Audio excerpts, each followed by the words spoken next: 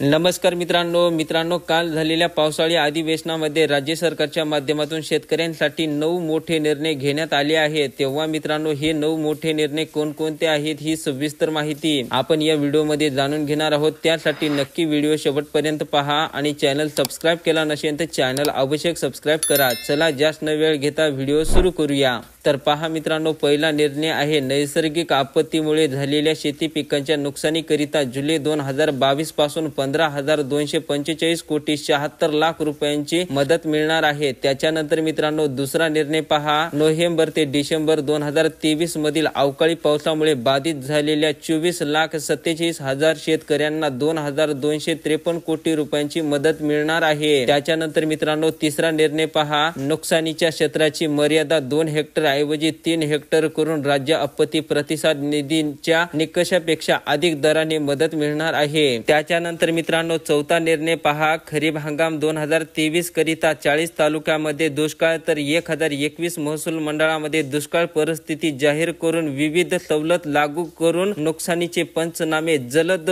गतीने व पारदर्शक होण्यासाठी ई पंचनामा प्रणाली पूर्ण राज्यात लागू होणार आहे। त्याच्यानंतर मित्रांनो, पाचवा निर्णय पहा, नमो शेतकरी महासन्मान निधी योजनेअंतर्गत एकूण 92,43,000 शेतकरी कुटुंबांना 5,398 कोटी 47 लाख रुपये अनुदान मिळणार आहे। त्याच्यानंतर मित्रांनो, सहावा निर्णय पहा, गोपीनाथ मुंडे शेतकरी अपघात सुरक्षा सानुग्रह अनुदान योजनेअंतर्गत 2,694 शेतकरी कुटुंबांना 52 कोटी 82 लाख रुपये अनुदान वाटप होणार आहे। त्याच्यानंतर मित्रांनो, सातवा निर्णय पहा, महात्मा ज्योतिराव फुले शेतकरी कर्जमुक्ती योजनेअंतर्गत पीक कर्जाची नियमितपणे परतफेड करणाऱ्या शेतकऱ्यांना 14,33,000 शेतकऱ्यांना प्रोत्साहनपर रक्कम म्हणून 5,190 कोटी रुपये अदा केले जाणार आहे आणि उर्वरित रकमेचे वाटप त्वरित केले जाणार आहे। त्याच्यानंतर मित्रांनो, आठवा निर्णय पहा, नानाजी देशमुख कृषी संजीवनी प्रकल्पाचा 6,000 कोटी रुपयांचा किमतीचा दुसरा टप्पा 21 जिल्ह्यात राबवला जाणार आहे। त्याच्यानंतर मित्रांनो, नववा आणि शेवटचा निर्णय पहा, मा बाळासाहेब ठाकरे कृषी व्यवसाय व ग्रामीण परिवर्तन प्रकल्पाअंतर्गत 1,561 कोटी 64 लाख रुपये किमतीच्या 767 प्रकल्पांना मंजुरी मिळणार आहे। सुमारे 9 लाख लाभार्थी शेतकऱ्यांना याचा लाभ मिळणार आहे। तर अशा प्रकारे मित्रांनो, राज्य सरकारच्या माध्यमातून शेतकऱ्यांसाठी 9 निर्णयांची घोषणा करून राज्यात लागू करण्यात आले आहे। तेव्हा मित्रांनो, व्हिडिओला लाईक करा, चॅनलला सबस्क्राइब केलं नसेल तर चॅनलला अवश्य सबस्क्राइब करा। धन्यवाद।